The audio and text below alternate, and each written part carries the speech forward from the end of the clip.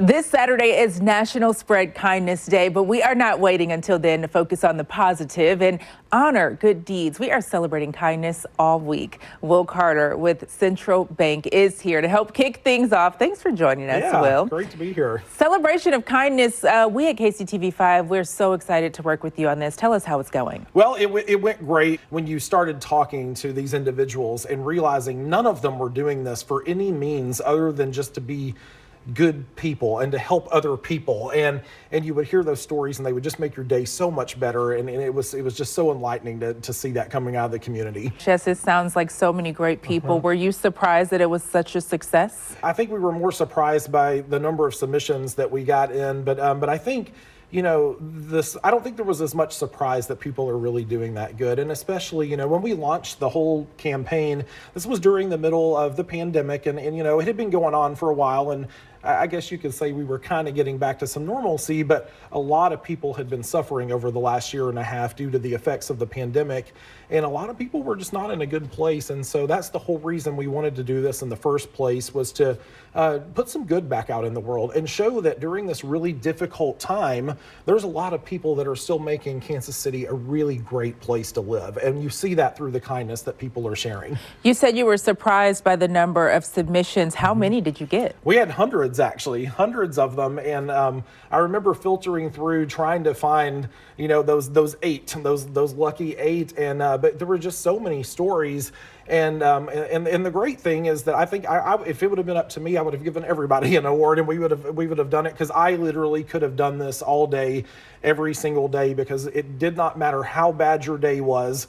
All you had to do was go out and talk to these people doing these things, and it would completely change your day, and everything would be just incredible after that. And you realize that so many of the things that you focus on are just minute compared to the things that these people are doing for others. So you narrowed it down to 8. Do you have a favorite of those 8, or maybe out of the hundreds? You know, I think it was so hard to put a favorite on it. Every individual story by itself was so strong, but when you took all 8 stories and put them together, it would bring tears to your eyes watching and hearing all the different ones. But I definitely think there were some memorable moments from the series. I remember the very first one, obviously, because it was the first one we did, and we were sitting in Jan's garden, and she was explaining how she goes around and does the change, and how she would put out flowers so people could pick them up and give them to their loved ones who were maybe stuck indoors. So that one hit home a little bit. And as we went throughout, there was just the good neighbor ones of the good neighbors helping each other out, and the food pantries, and just little various things. And then I think we ended on the homeless camp, and that one was really moving too, because I remember speaking to one of the individuals, and the individual said